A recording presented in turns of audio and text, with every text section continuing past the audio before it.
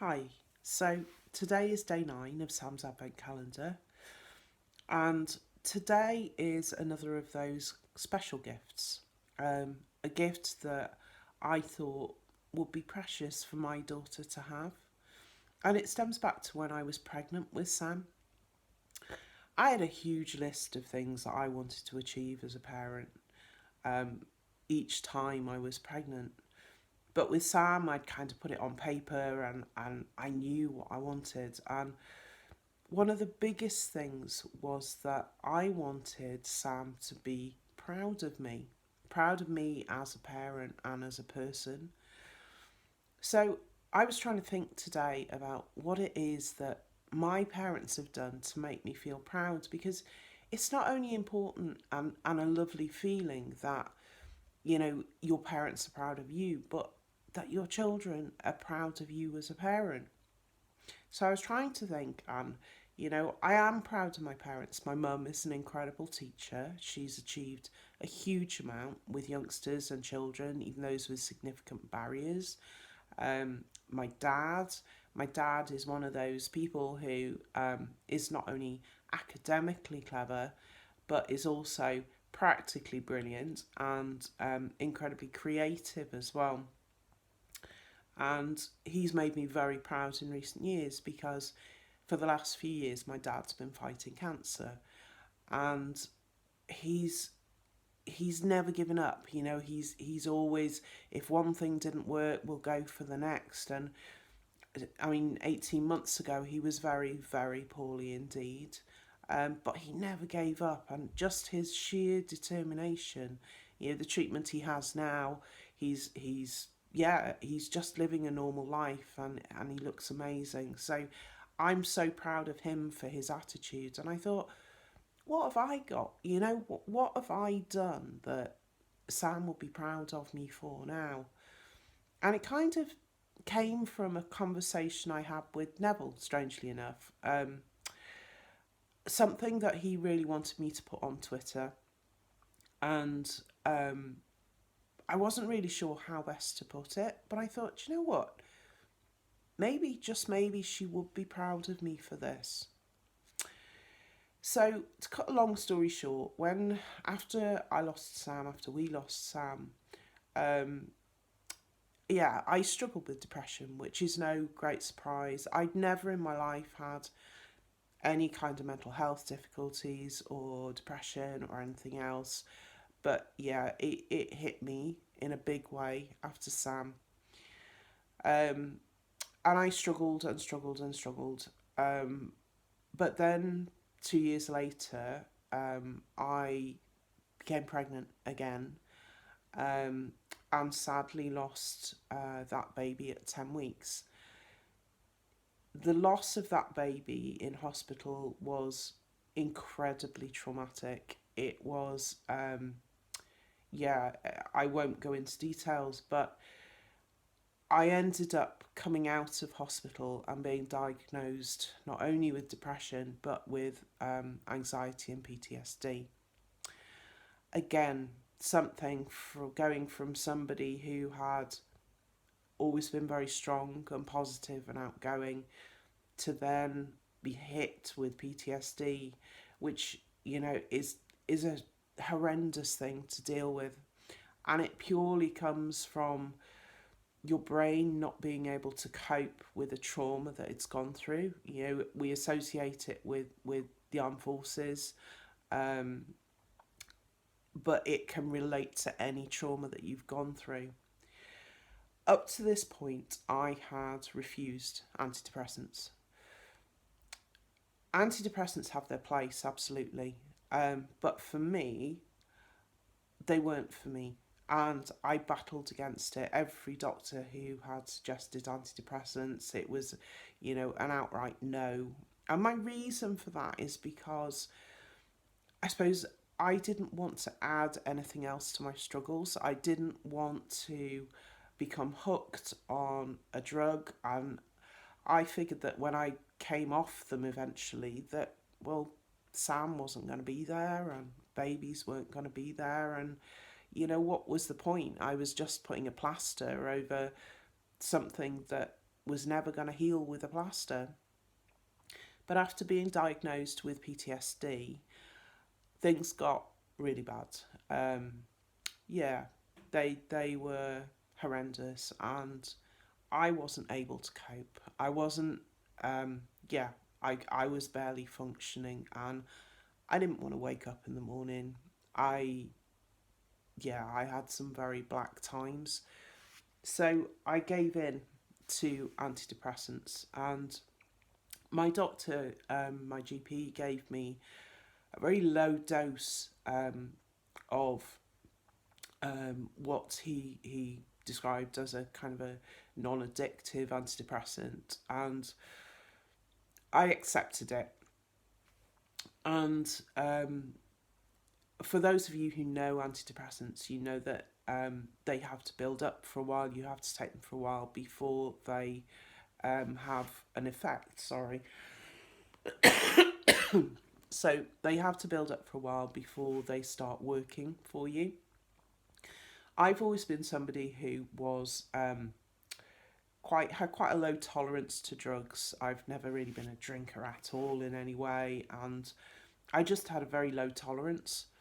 So it did frighten me a little bit, but I took them and I kept going for a few weeks, and then we had to take a trip down to the southeast, and I was driving, and there was no reason I couldn't drive, and I've always been a very confident driver. I've always loved driving. I've had jobs where I've had to do, thousands of miles a week all over the country, and it's never worried me, whatever vehicle I'm driving, whatever kind of road I've been on, wherever I've been, I've always loved it.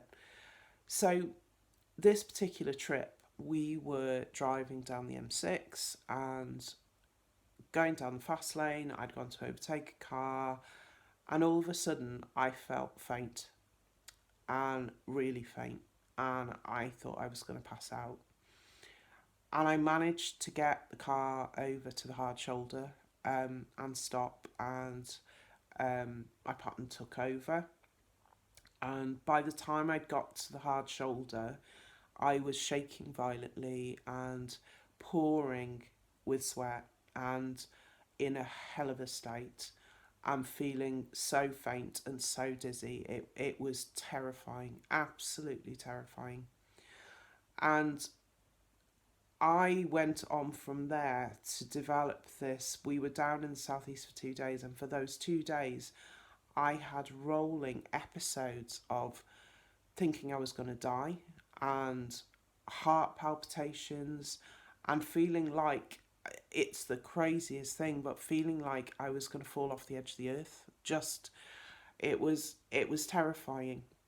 I absolutely thought I was going to die. And when we came back home, I went to the doctors and I told the doctor what had happened, and we can only put the kind of fainting feeling down to possible reaction to the antidepressants.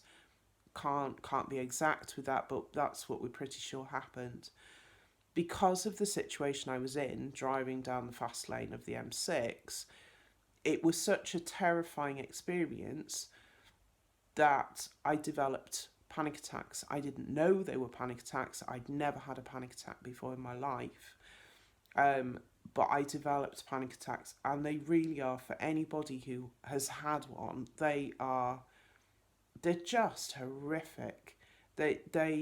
You really do feel like you've come to the end.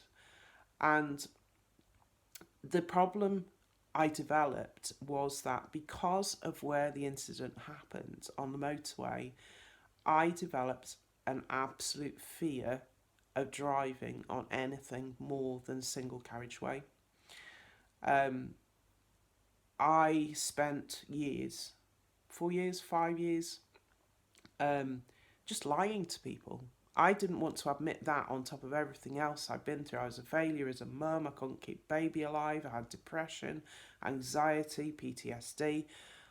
I didn't want to then tell people that suddenly I'd developed this phobia of kind of driving on anything bigger than a single carriageway road. I worked really hard to try and overcome it. I was okay on single carriageway roads. I was based in North Wales, that's where I'm from. So for any of you that knows, kind of the A55 splits North Wales, and it's pretty hard to stay off it. It took me a long time just to get onto the A55, and then I was getting panic attacks. You know, I was having to go on one junction, come off at another, and it was horrific. At the start of this year, as a bid to try and find a new life I could accept, my relationship had broken down. I was trying to find a life I could accept without being a mum, knowing at that stage I would never be a mum now. And to cut a long story short, I was offered a PhD back in the field that I worked with 20 years ago in equine nutrition, so horse nutrition, which was phenomenal. One drawback, it was in Aberdeen. Aberdeen is 450 miles from North Wales, and it's connected by motorways. I spent all summer having hypnotherapy, trying to find a way to overcome my fear. I had to admit to it because I had to overcome it in order to be able to get home again. So the hypnotherapy worked to a degree. It got me onto motorways.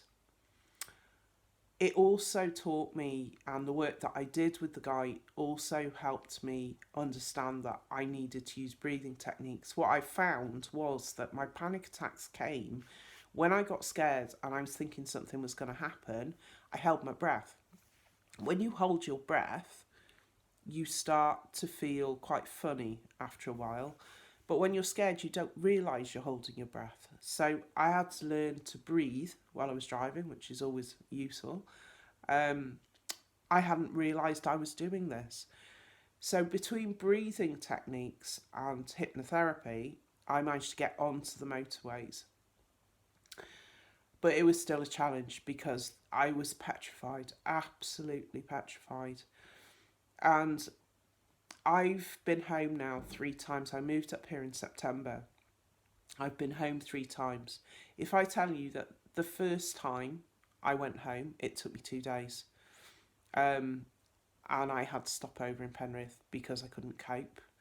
The second time I went home, I did really well. I did really well right up to Glasgow, which is halfway. And then something happened, nothing major, but something happened on the other side of the motorway, and it sent me into complete panic. And I managed to control the panic attack, but at that point I'd lost my concentration, and I ended up coming all the way back to North Wales from virtually Glasgow on A roads, 12 hours driving.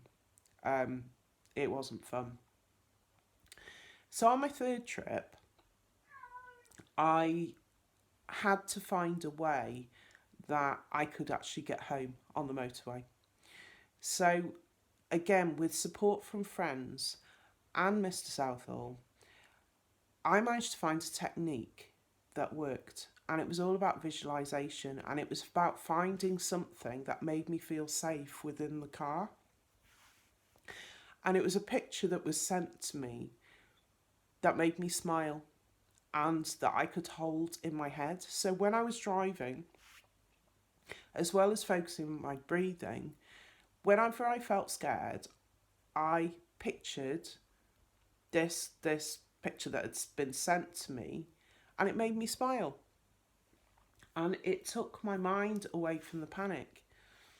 So I managed to get home on my last journey home in just over 8 hours with 2 dogs and 3 stops in a normal time, like a normal human being. It's taken me 5 years to get to this. And I'm really proud of myself. And I really hope that Sam is proud of me, because it's a terrifying thing to overcome. So Sam, for day 9 of your advent calendar, I really hope you're proud of your mum, because I've overcome my panic attacks while driving.